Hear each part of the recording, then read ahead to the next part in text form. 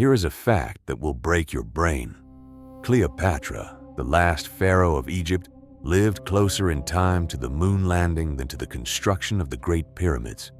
When she walked through the streets of Alexandria, the pyramids were already more ancient to her than the Roman Empire is to us. They were tourist attractions. They were relics of a past so distant that even Egyptians had forgotten who built them. The Persians conquered Egypt. The Greeks conquered Egypt. The Romans conquered Egypt. The Arabs conquered Egypt. The Ottomans conquered Egypt. The British conquered Egypt. Every great empire in history has taken a turn ruling the Nile. And yet, 5,000 years after the first pharaoh united the land, we still call it Egypt. We still marvel at its monuments. We still study its writing, worship at temples built to its gods, rebranded now but recognizable. Every other ancient civilization is dead. Babylon is a ruin in a war zone. The Hittites are a footnote. The Assyrians are a memory. But Egypt is still here. Not because it won its wars. Egypt lost plenty of wars. It's still here because Egypt figured out something no other civilization ever has. Egypt figured out how to become immortal. This is the story of the civilization that conquered death itself, and in doing so, conquered time. Look at a map of northeastern Africa and you will see something extraordinary.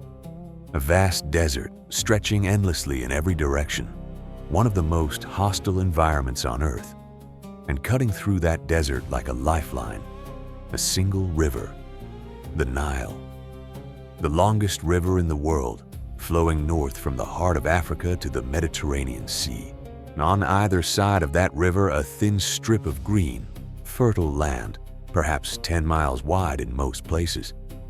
Beyond that strip, nothing but sand and death. This geographical accident created something unique. Egypt was protected on almost every side by natural barriers that made invasion extraordinarily difficult. Desert to the east, desert to the west, cataracts, impassable rapids to the south, the Mediterranean to the north. Any army that wanted to conquer Egypt had to cross miles of waterless wasteland and then fight its way up or down the narrow valley of the Nile. It could be done, but it was difficult, and Egypt had warning when enemies approached. This isolation gave Egypt something precious: time. Time to develop without constant disruption. Time to build. Time to think. And the Nile gave Egypt something even more precious: predictability. Every year, like clockwork, the river flooded. The waters rose in summer, deposited rich black soil across the fields, and receded in autumn, leaving land so fertile that farming barely required effort.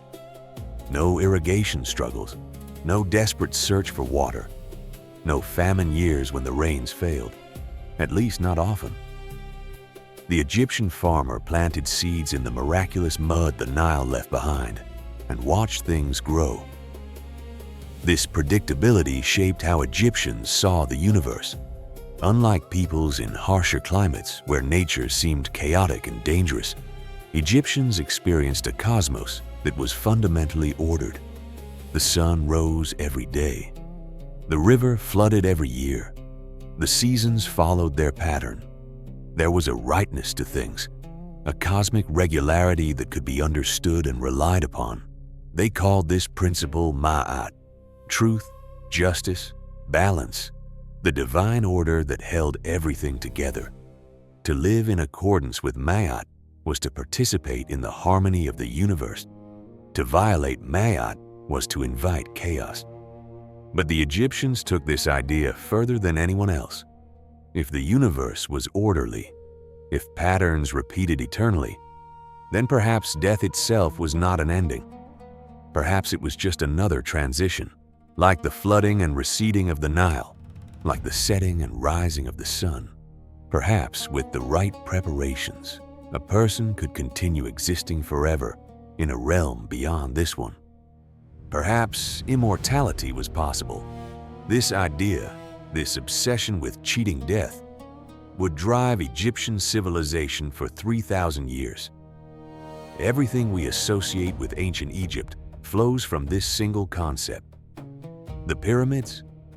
They're resurrection machines, engineered to ensure that dead pharaohs would live eternally among the stars. The mummies? Preservation technology for the journey to the afterlife. The elaborate tombs stuffed with food, furniture, servants, and treasure. Supplies for eternity. The Book of the Dead, with its spells and incantations. A travel guide to the underworld, complete with maps and passwords. No other civilization invested so much time, wealth, and genius into defeating death. And in a strange way, it worked. The pharaohs are still with us. We know their names, their faces, their deeds.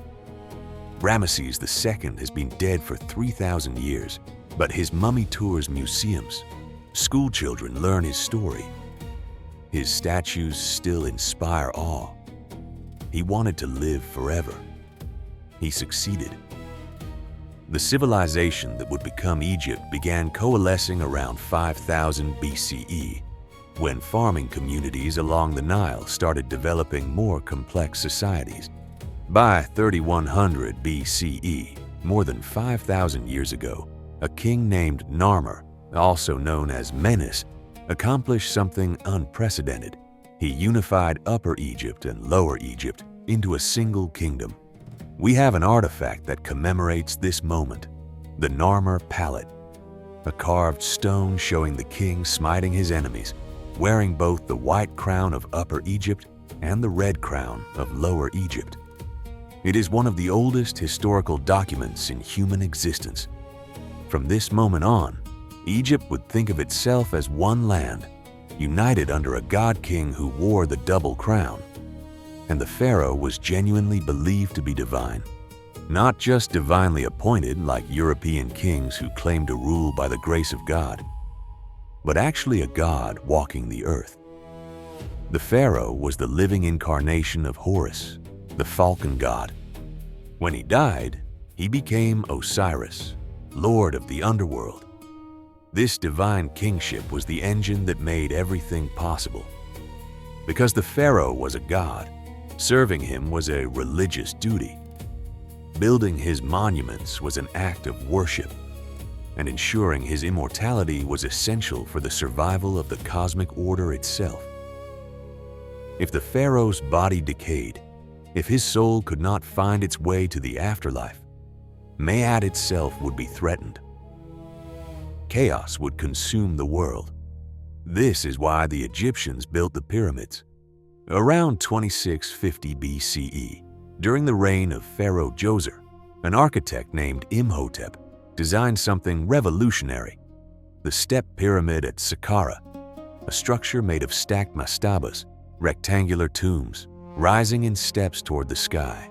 It was the first monumental stone building in human history. Before Imhotep, people built with mud brick and wood. Imhotep built for eternity. His successors built bigger. Pharaoh Sneferu built 3 massive pyramids, experimenting with angles and techniques. His son Khufu, known to the Greeks as Cheops, built the Great Pyramid of Giza, which remained the tallest human-made structure on Earth for nearly 4,000 years. Think about that. From 2560 BCE until the Lincoln Cathedral was completed in England in 1311 CE, nothing humans built came close.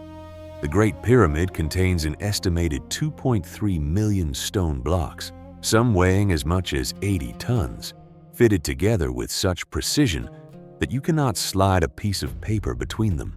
It is aligned to true north with an accuracy of 3/60ths of a degree.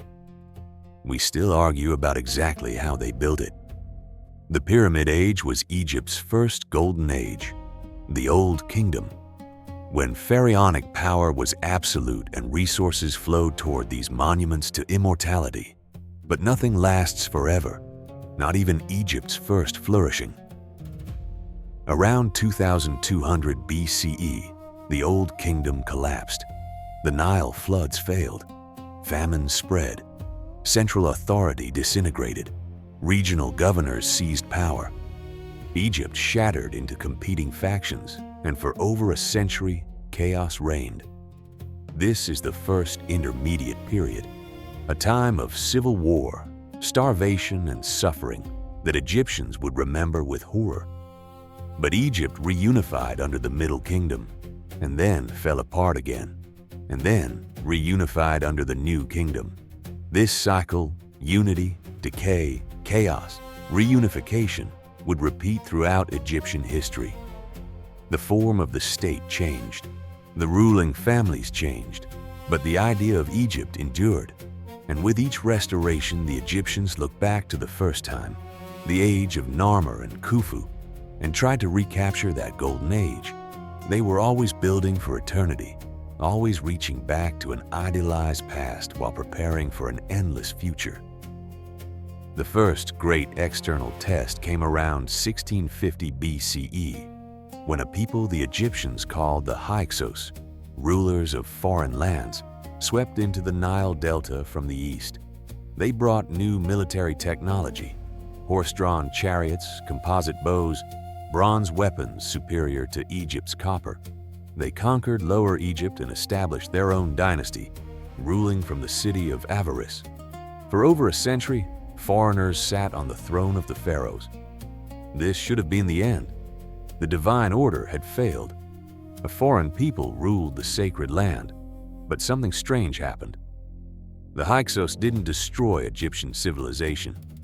They adopted it. They worshipped Egyptian gods, particularly Set, the god of chaos and foreigners, which tells you something. They used Egyptian writing, employed Egyptian administrators, followed Egyptian customs. They became, in effect, Egyptian. And in the south, in Thebes, the native Egyptian princes waited. They learned from the Hyksos. They adopted the chariot and the composite bow. And eventually Pharaoh Ahmose I drove the Hyksos out entirely, reunifying Egypt and inaugurating the New Kingdom, the most glorious era in Egyptian history. The New Kingdom pharaohs were empire builders. They pushed south into Nubia, extracting gold from mines that made Egypt the richest kingdom in the ancient world. They pushed north into Canaan and Syria, creating an empire that rivaled Babylon and the Hittites.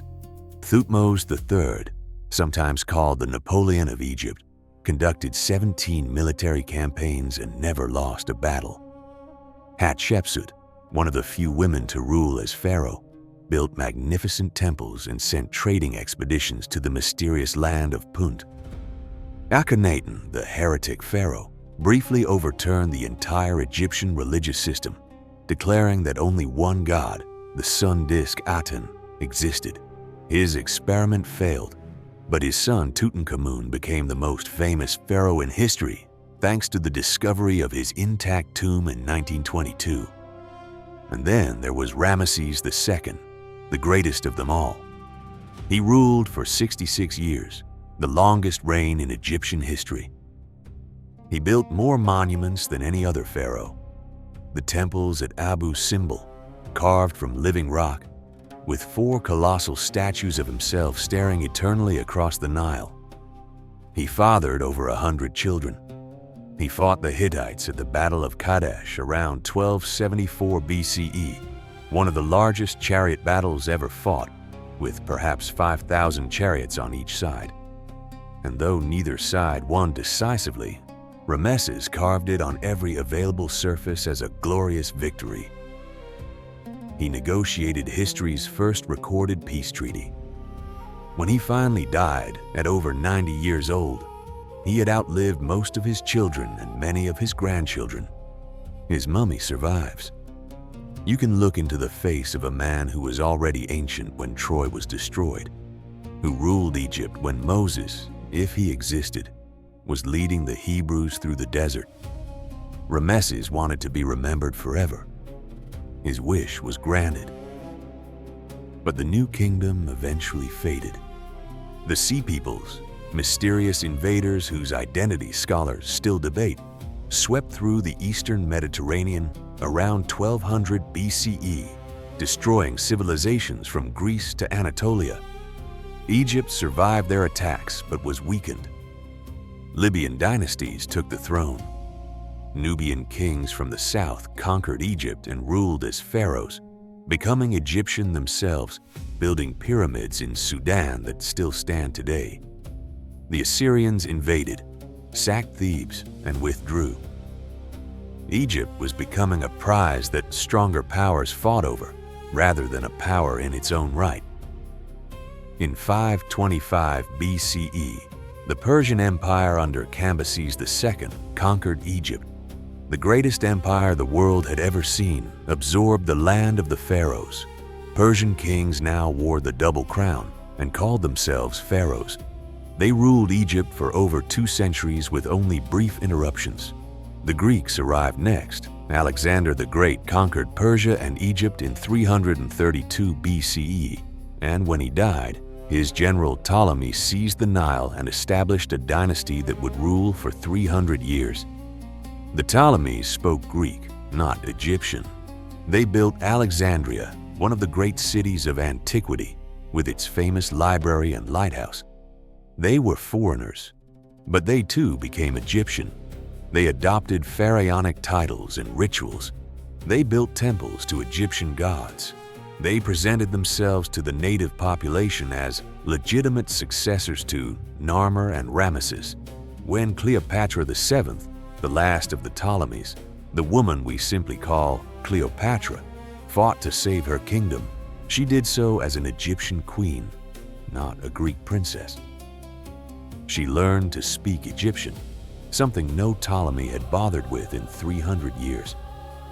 She identified herself with Isis, the goddess who had brought Osiris back from death.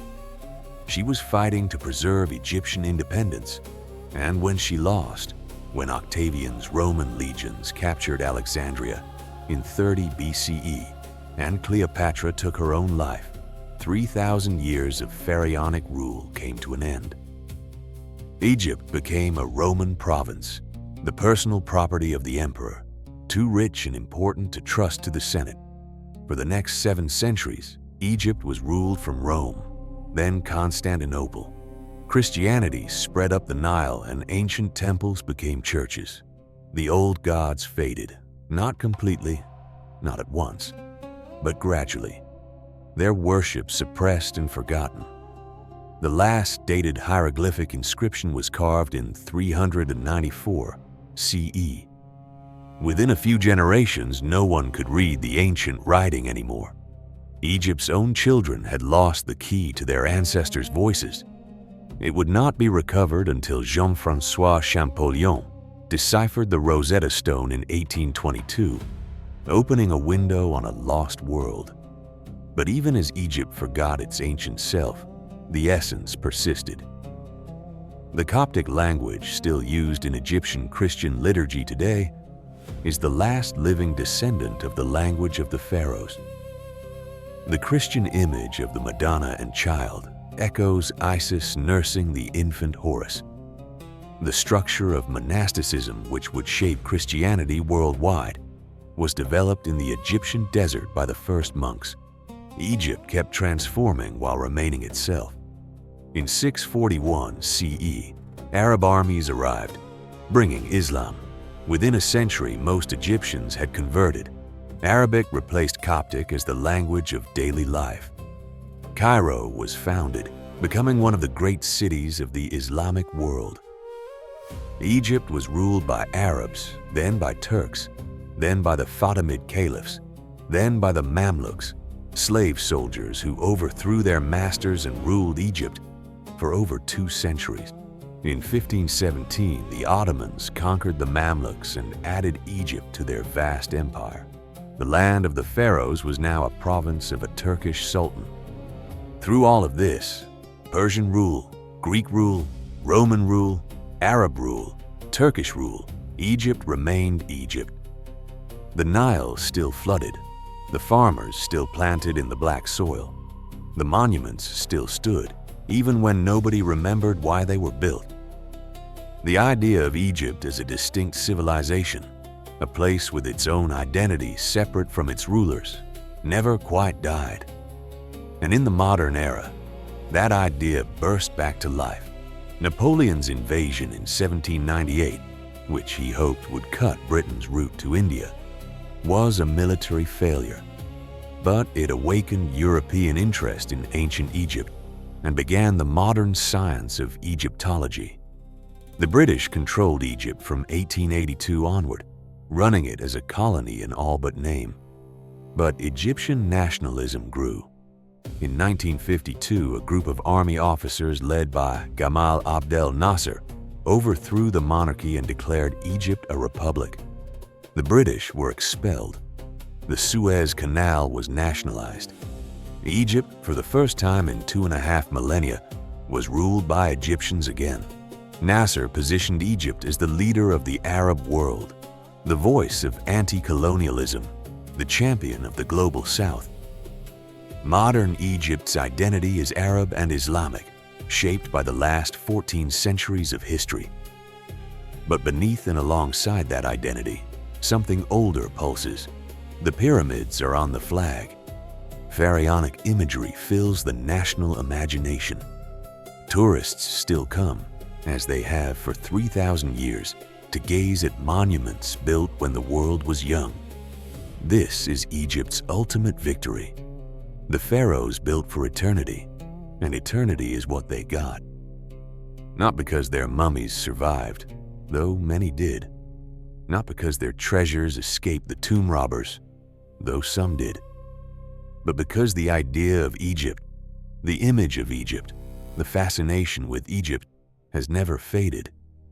We still use the word pyramid as a synonym for timelessness and power. We still recognize the eye of Horus, the profile of Nefertiti, the golden death mask of Tutankhamun. A civilization can die in many ways. Its people can be exterminated. Its language can be forgotten. Its monuments can crumble. Its very existence can be erased from memory. Egypt suffered most of these fates. Its religion died. Its language nearly died. Its monuments were buried in sand for centuries, stripped of their limestone casing, robbed of their treasures. But the memory survived. The monuments were too big to destroy. The impact was too profound to forget. When European scholars rediscovered ancient Egypt in the 19th century, they found a civilization that still had the power to astonish, to inspire, to dwarf everything that had come after. And that discovery sparked an obsession that has never ended. Egypt in museums, Egypt in movies, Egypt in architecture and fashion and dreams. 5,000 years ago, a king named Narmer united two lands along a river and created something new. 3,000 years ago, Ramesses built temples and carved his name so large that you could read it from a mile away. 2,000 years ago, Cleopatra watched her kingdom become a Roman province and chose death over submission. 1,000 years ago, Cairo was one of the greatest cities on earth, a center of Islamic learning and commerce. Today, 100 million people live in Egypt, their lives shaped by that same Nile, their identity shaped by 50 centuries of history that left monuments so massive they can be seen from space. The pharaohs wanted immortality. They got it, not in the way they expected. Their mummies lie in museums, not in hidden tombs. Their souls did not journey to the stars to live among the gods. Their elaborate preparations for the afterlife were, by their own standards, largely failures. But in the way that actually matters, in the human way, the historical way, they achieved exactly what they sought. They are remembered. They are studied. They are marveled at. Their names are spoken by millions who will never see the Nile. Their images are more famous than most living humans. That is the secret of Egypt. That is why the civilization that invented immortality achieved it. They understood, perhaps before anyone else, that to be truly eternal, You must build things so magnificent that the future cannot look away. They understood that memory is the real afterlife, that legacy is the real resurrection, that history is the real judgment of the dead. And so the pyramids still stand, and we still come to gaze upon them, and the pharaohs who built them still live, not among the stars where they hope to go, but in our minds, which is the only heaven that exists. They wanted to conquer death. They did.